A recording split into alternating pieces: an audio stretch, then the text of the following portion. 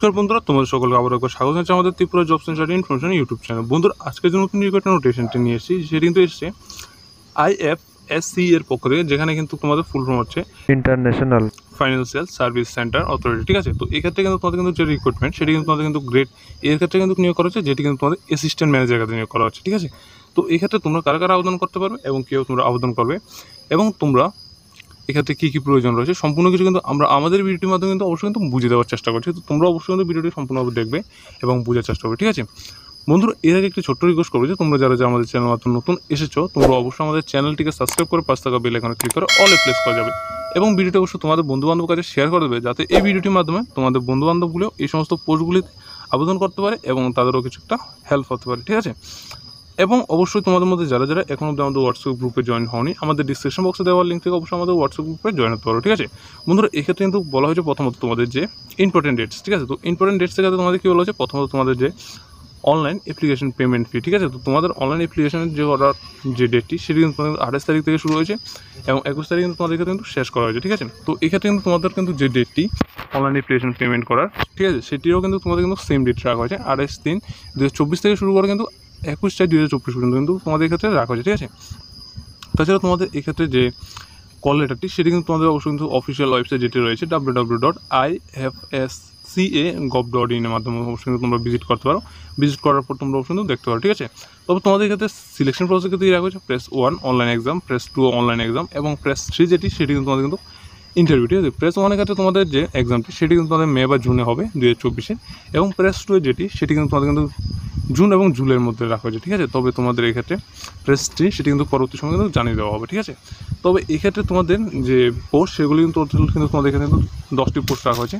তবে এক্ষেত্রে পোস্টগুলো কিন্তু তোমাদের প্রত্যেকটি ক্যাটাগরি, যেমন এসটি এসসি প্রত্যেকটি ক্যাটাগরি কিন্তু ওই পোস্টগুলো কিন্তু ভাগ করা হয়েছে। ঠিক আছে, যেমন ইউআর জন্য রাখা হয়েছে 3টি, ওবিসিদের জন্য 3টি, এসসিদের জন্য কিন্তু 1টি, এসটিদের জন্য কিন্তু রাখা হয়েছে 1টি এবং ইডাব্লিউএসের জন্য কিন্তু 2টি। টোটাল কিন্তু তোমাদের এখানে কিন্তু 10টি পোস্ট। ঠিক আছে, তবে এক্ষেত্রে যে পোস্টগুলি সেগুলো কিন্তু তোমাদের কিন্তু অবশ্যই বাড়ানো হতে পারে। ঠিক আছে, এখানে তোমাদের যে এডুকেশনাল কোয়ালিফিকেশন সেটি কিন্তু তোমাদের অবশ্যই যারা যারা মাস্টার ডিগ্রি করে গেছো বা ব্যাচেলার ডিগ্রি বা আইটি বা ইনফরমেশন টেকনোলজি বা কম্পিউটার সায়েন্সে কিন্তু তোমরা যারা যারা রয়েছো বা ব্যাচেলার ডিগ্রি তোমরা যারা রয়েছো, তোমরা সকলে কিন্তু এখানে কিন্তু আবেদন করতে পারো। ঠিক আছে, এরপর তোমাদের এক্ষেত্রে যে রাখা হচ্ছে এজ লিমিট। ঠিক আছে, এজ লিমিটের ক্ষেত্রে তোমাদের অবশ্যই কিন্তু 30 ইয়ার্স কিন্তু তোমাদের অবশ্যই কিন্তু রাখা হচ্ছে। তবে এসটি এসসি এবং ওবিসিদের এখান থেকে কিন্তু গভর্নমেন্ট রুলস অনুযায়ী যে এসটি রিল্যাক্সেশন সেটি কিন্তু রাখা হয়, যেমন এসটি এবং এসসিদের জন্য 5 ইয়ার, ওবিসিদের জন্য এক্ষেত্রে কিন্তু 3 ইয়ার কিন্তু এজ রিল্যাক্সেশনও রাখা হয়েছে। ঠিক আছে, তবে এক্ষেত্রে তোমাদের সিলেকশন মোড যেটি কিন্তু তোমাদের কিন্তু কিছুক্ষণ আগেই বলেছিলাম, প্রেস 1-এ তোমাদের অনলাইন এক্সাম হবে।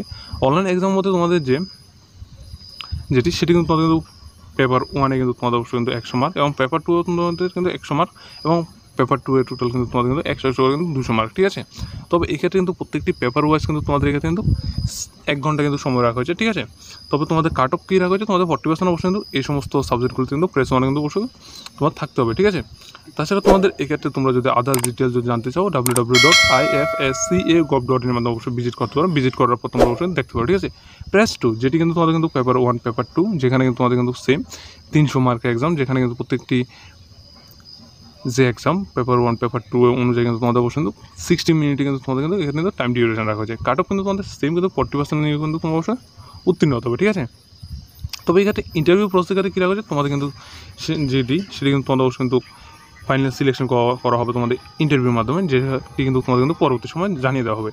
তবে এক্ষেত্রে তোমাদের যে পে স্কেলটি সেটি কী রাখা হচ্ছে, পে স্কেলের ক্ষেত্রে তোমাদেরকে অবশ্যই কিন্তু রাখা হচ্ছে গ্রেড এ, যেখানে অ্যাসিস্ট্যান্ট অফিসে তোমরা তো সকলেই জানো, যেখানে কিন্তু 44,500 থেকে শুরু করে কিন্তু 54,500 টাকা হচ্ছে তোমাদের কিন্তু এক্ষেত্রে কিন্তু স্যালারি কিন্তু রাখা হয়েছে। ঠিক আছে, তা কিন্তু পরবর্তী সময় কিন্তু তোমাদের কিন্তু বাড়তে পারে।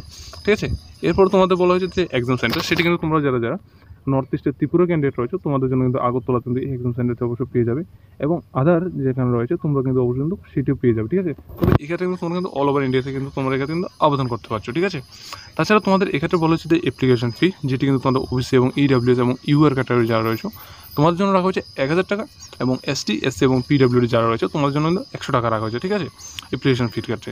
তাছাড়া তোমাদের এক্ষেত্রে আশা করি তোমরা সকলেই বুঝতে পারছো, অফিসিয়াল ওয়েবসাইট কিন্তু আমি অবশ্যই একবার বলে দিচ্ছি www.ifsca.gov.in এর মাধ্যমে তোমরা অবশ্যই ভিজিট করতে পারো এবং তোমরা ওই অফিসিয়াল ওয়েবসাইটের মাধ্যমে তোমরা কিন্তু আবেদন করতে পারো। ঠিক আছে, তো আশা করি তোমাদের যে নতুন রিকোয়ার্ডের নোটিফিকেশনটি এসেছিল IFSCA.gov.in মাধ্যমে তোমরা কিন্তু ভিজিট করে কিন্তু সম্পূর্ণ বিস্তারিত তোমরা যদি জানার ইচ্ছে থাকে জানতে পারো, ঠিক আছে। তো আজকের যে ভিডিওটি সেটি কিন্তু এতটুকুই। যদি ভালো লাগে অবশ্যই আমাদের ভিডিওটি একটি লাইক করে, যারা যারা চ্যানেলের মাধ্যমে নতুন এসো তোমরা অবশ্যই চ্যানেলটিকে সাবস্ক্রাইব করে পাশে থাকা বেল আইকন ক্লিক করে যাবে এবং ভিডিওটি অবশ্যই তোমাদের বন্ধু বান্ধবের কাছে শেয়ার করে দেবে, ঠিক আছে।